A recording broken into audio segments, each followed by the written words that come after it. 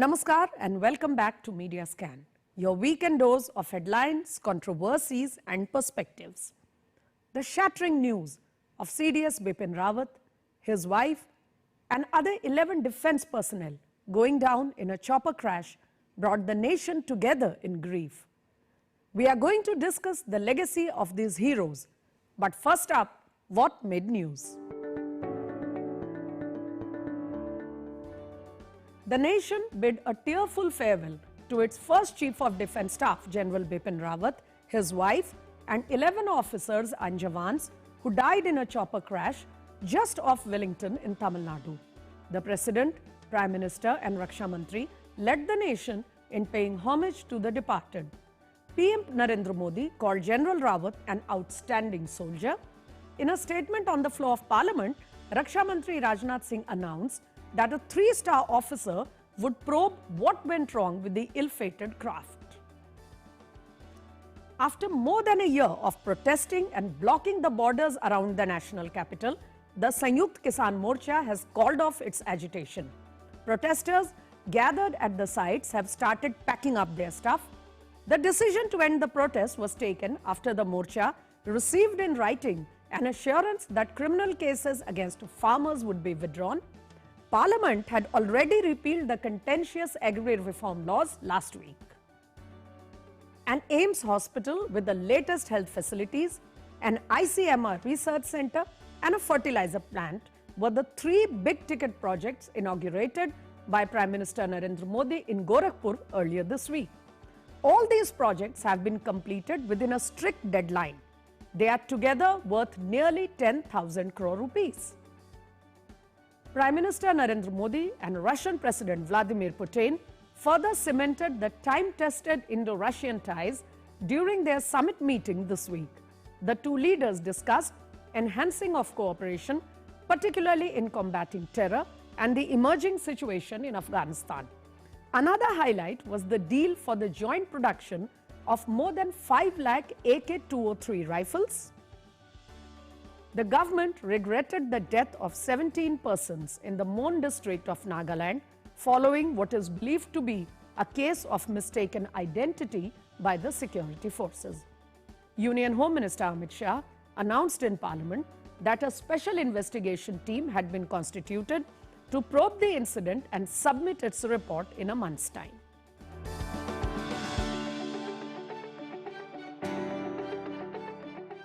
Viewers, the country washed with horror and Indians were shocked to see the chopper, the ill-fated helicopter going down just off Wellington in Tamil Nadu, with which we lost the first CDS of India, General Bipin Rawat, his wife Madhulika Rawat, illustrious dynamic officers like Brigadier Lidder, Lieutenant Colonel Singh and other personnel of the Indian Air Force and the Army. Even as this news is still sinking in, despite they having been laid to rest, the media, commentators, defense analysts have started discussing and writing about the legacy that our CDS leaves behind him, his vision for the defense and security of the country, the ideas and the work that he had started in his career. To understand this better on Media Scan this evening, I have 2 very special guests who will explain to us their own experiences they had with the good general and about the work that has been left unfinished due to his unfortunate demise. So let me introduce my guest for this evening. I have here with me well-known author, defense analyst, ace defense journalist Nitin Gokhale, who also heads the Strat News Global. You have been following him across media platforms, the print, the digital, earlier in television. Good evening, Nitin Gokhale, and thank you for finding the time to share your ideas on Media Scan. Certainly my privilege to speak about General Bipin Rawat, and thank you for inviting me for this program, Smita. My second guest for the evening, another ace defense journalist, lots of breaking news to his credit, and he too has his own experiences, his own views to share on the good general. I have here with me Manu Pabi, senior editor with the Economic Times and one well-known defense journalist of the country. Hello, Manu, and thank you for finding the time. Thank you, ma'am. Thank you for inviting me to speak on this solemn occasion. Viewers, it's not easy to pack all the contribution, the illustrious career, and the legacy of General Rawat within the limits of this brief show.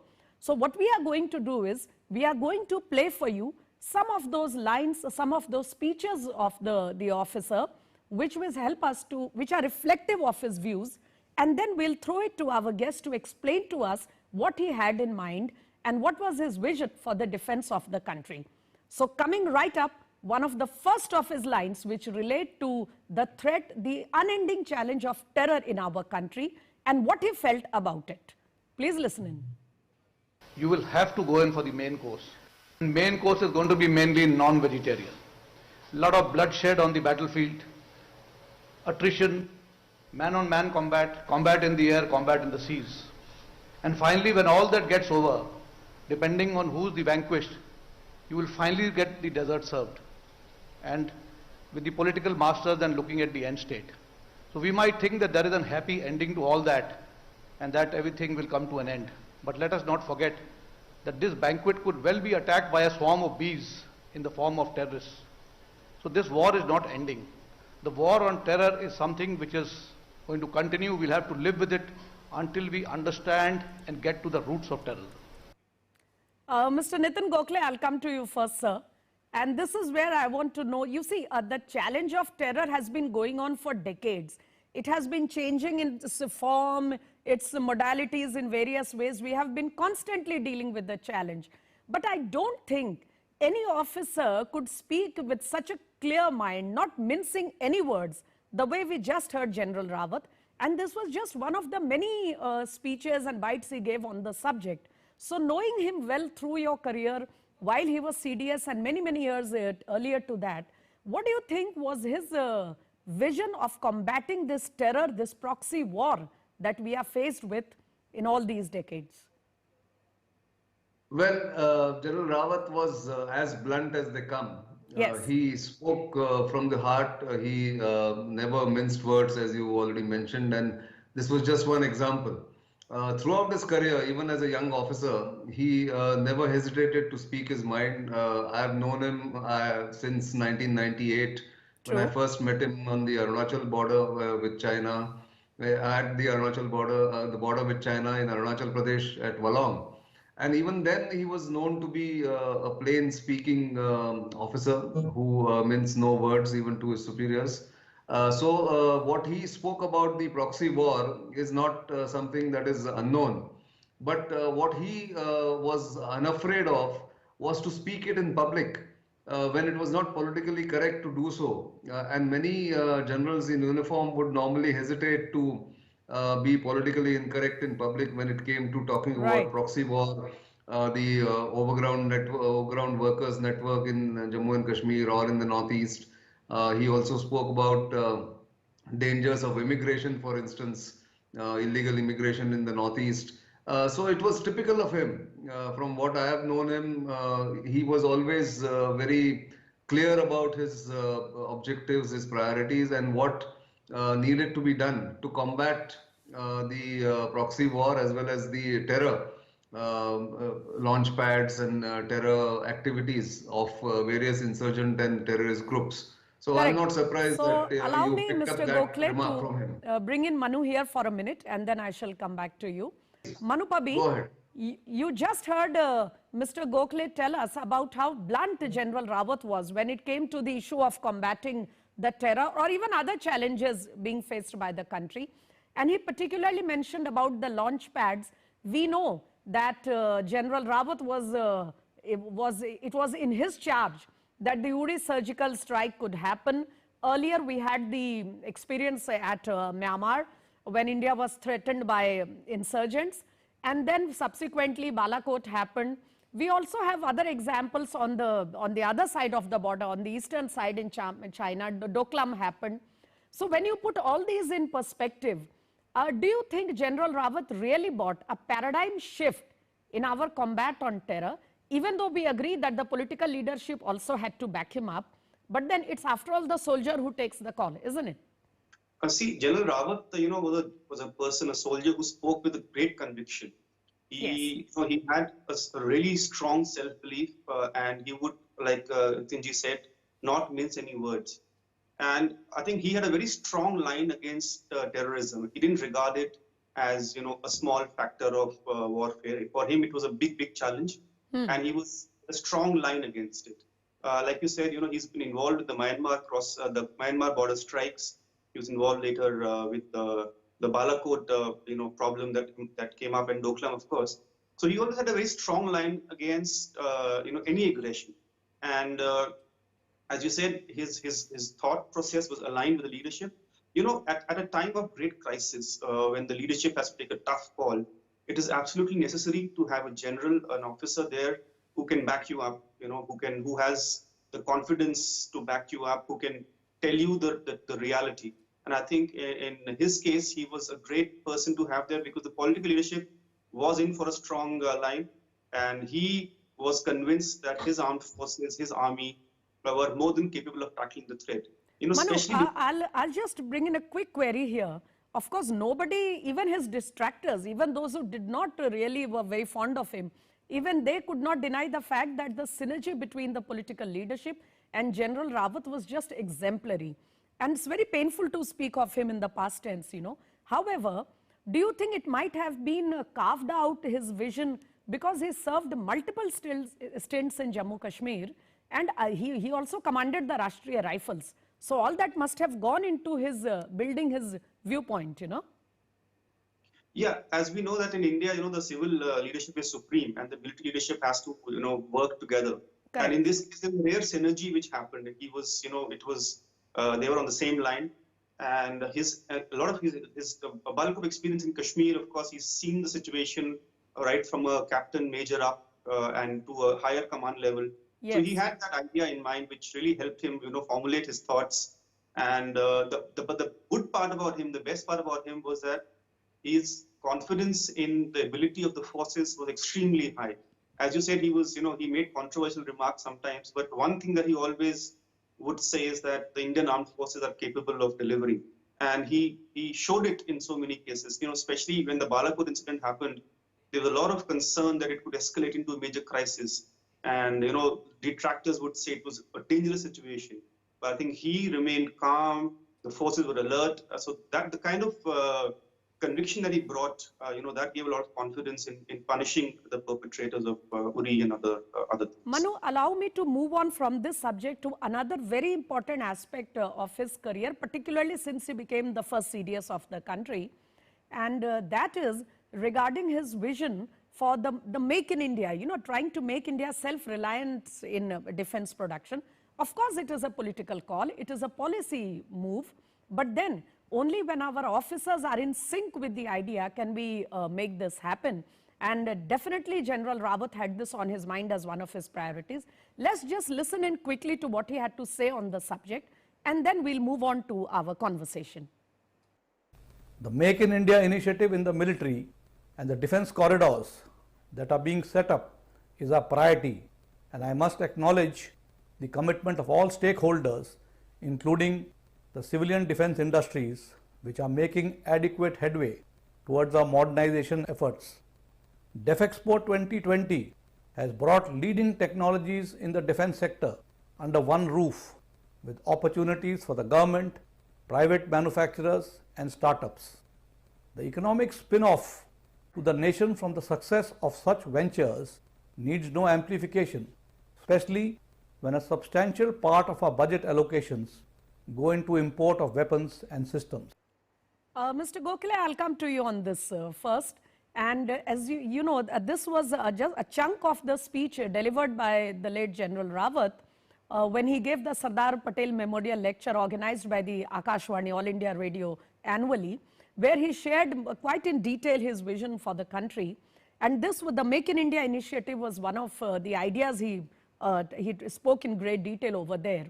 So do you really think we have moved ahead in this effort for Atmanirbhar Bharat in defense production? How much have we moved? And now that General Rawat is not going to be around, how will we move on with the idea? Is there going to be any setback? Do you think we are on track, sir? Well, you asked a very complicated question in that sense, but let me just start with what General Rawat mentioned in that speech.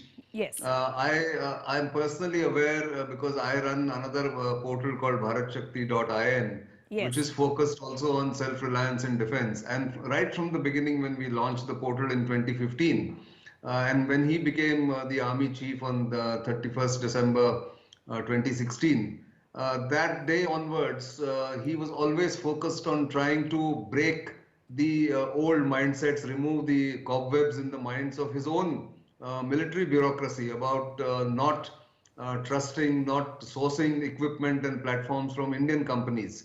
And our annual conclave that we hold once a year, he had been the regular attendant. He was a chief guest on at least 3 occasions. The last was on October 21st this year, Right. where he found time to come and speak about Atmanirbhar Bharat, the Make in India campaign, and how there is no other alternative but to carry on that policy of the government and implement it with sincerity. And he contributed immensely to the change in mindset, change in the policies, and also the way the government is now focused on, particularly focused on encouraging Indian defense industry, trying to reduce imports as far as possible. Immense contribution from General Rawat. There is no doubt he'll be missed. You asked how will it be carried forward. Certainly, anybody who comes into his chair, his shoes are hard to fill. But certainly we'll have to carry on with that task because there is no alternative. It's a directive from the political executive as well as a military imperative. Unless you are self-sufficient, self-reliant in defense manufacturing and defense products, India cannot become the power that it aspires to be. And therefore, I think there should be no doubt in anybody's mind that General Rawat's legacy will be carried forward by whoever fills that post. I'm sure, sir. I'm sure weeks. he has the conviction is going to carry forward with the other officers who are in the line of succession, and the government is there to support the initiatives at every level. Manupabi, from time to time, we see our commentators writing about the fact that we may be going ahead with this Atmanirbhar Bharat in defense production or Make in India in a bit of a faster pace than required, because we also have to look at our defense requirements. Do you think there is any kind of conflict between the two? Because when you heard General Rawat and other policymakers of the government, it doesn't really hold ground. What do you think? See, there is no doubt that we have to move to self-reliance. And I think the path that we've chosen is very rapid. It needs to be. We have to catch up a lot. We have to catch up about 30, 40 years of inaction on that front. Yes. And, General Rawat's legacy, which I think will be strongly taken forward, was he was one of the first generals who shrug away that concept that industry is bad, that we should not interact with the private industry. Before about 10 years ago, there was a lot of problems within the military leadership on interacting with Indian, especially private sector players who were doing well. Yes. To be this concept that we should only go for PSUs. And General Rawat was very instrumental in shrugging this, and I think that is the key change which will be carried forward. He was so enthusiastic about Make in India that he would himself, track projects which were being done by the Indian industry. In fact, one of his last visits to the private sector was to a manufacturer in Nagpur, I believe last month. Yes, where he correct. witnessed, a drone system being made, a kamikaze drone, loitering munition being made. And when he was there, he was told by the manufacturers that they needed some facility for testing. And on the spot, he gave them permission to do, next level trials. Now, that kind of quick decision making, no hesitancy, promoting the private sector, promoting any effort for Indianization, that is difficult to fill. And I think whoever is appointed there next needs to take that forward. And I think that will be a great honor to the legacy of the good general. There is no doubt, Manu, that General Rawat was among those officers, and I have personal experience on this, who was totally convinced that we have to take the private sector on board if we want to achieve this target and move forward at the pace that we want to. But I am afraid I have very little time left on the show, and I really, really want to bring in one more issue for which General Rawat is going to be remembered more than anything else. and that is the issue of jointness, the integration of the resources of our tri-services. So let us just listen into 1 or 2 lines he spoke on the subject. Of course, he shared his ideas at various platforms, and then I'll come back to both of you to understand how you see this going forward. Need of the hour is to now integrate the effort of the 3 services. We have to start looking at our cyber capabilities. We have to look at the AI engines, how these can support the military. So technology is becoming the need of the hour, and we need to ensure that all the 3 defense services understand the importance of technology. So, Mr. Gokhale, you just heard the General Rawat speak on the issue of jointness and trying to pool in resources of all the forces. This was actually a part of his speech held at the ISE in the national capital. But of course, you must have had a bigger and more detailed discussions with him on the same subject. So on this subject of jointness, bringing together something which was in the pipeline for a long time, but it was not being, it was difficult to make it happen. And General Rawat actually did start work on it. The blueprint is ready. How do you think this will go forward, sir? And how much time is it expected to take now that the good general is not around? Well, it is an idea that whose time has come, so that Right. cannot be stopped. So General Rawat was fully invested in this concept of theaterization, integration, jointness, and pooling of resources, simply because the budgets are limited, and effective war fighting can happen only if 3 services work together, plan together, and operate together in a And conflict also situation. the world is much changed now. The conventional war systems will not work anymore. Exactly. So at quite a few places and interactions, both formal and informal, he was very passionate about speaking about this. In fact, the last speech he gave at our conclave, he spoke about the future of warfare, AI, Okay. and why we need to concentrate on space and cyber. And he says we are okay with the conventional defenses, but our cyber defenses remain vulnerable even today. So we must work on that, was his last speech in our conclave. And I was convinced that he was on the right path. I'm sure his successor will also carry forward the process. There is nobody that can stop this process going forward. Yes, there will be some hiccups, some differences of opinion, which even he was aware of, and that's why he was ramming it through. He was bold, he was blunt, he was like a bulldozer, a man in a hurry, because that was a mandate that was given to him by the political leadership about jointness. And I think Okay. that's where his legacy will be remembered later when the integration finally takes place and the jointness in operations comes about. Nitinji, before I completely run out of time, let me just get in Manu here on the same subject. Manu, you just heard Mr. Gokhale tell us that even if there were hiccups and certain voices from around, even then General Rawat was totally committed to this idea of jointness, working out the theaterization. So of course he was an officer who had his eye on the future. We just heard from the bite how he was seized with the challenge of the cyber world and the new forms of warfare that we are facing. So how would you like to sum it up, particularly his vision for the new kind of warfare that the whole world is facing, including India? See, General Rao was very focused on this initiative, and I think we've lost him at a very unfortunate juncture where he was actually executing the most difficult part of his job. He's had so many tenures, done so much, but right now was when we needed him the most. So that's why the timing is so unfortunate for all of us. The push that he was trying to make is vital, and it was not easy to do. So that's why there were a lot of controversy about what he said, his ideas that were there. But this needed to be done. There was nobody else better suited than him to do it. He had the seniority, he had the way to speak, he had the confidence of the leadership. So he was uniquely, qualified to do what he was doing. But as we have discussed, the blueprint he has set in, I think his formal deadline was that theaterization should be completed by next year, or at least started off. And I think the work that he has done should make us meet that target. And of course, the successor will have to push it through also. But yes, the loss at this time particularly is, particularly bad and tragic for all of us. True. You have spoken for all of us, Manu, and it is still to sink in. To speak of the general in the past tense is really so painful. But on the question of his success, I guess we shall have to hold it for another episode. But yes, a soldier of complete convictions with his eye on the future as far as the defense of the country was concerned, complete conviction of ideas and the resolve to carry forward those ideas come what may. This is, I mean, this in a few words is to define the illustrious career of General Bipin Rawat, the first CDS of India whom we have lost at a very crucial juncture. Viewers, we will have to leave it at that today. And so, may I please thank profusely Nitin Gokhale for finding the time to speak to us on Media Scan on such a day when he's caught up with so many other things.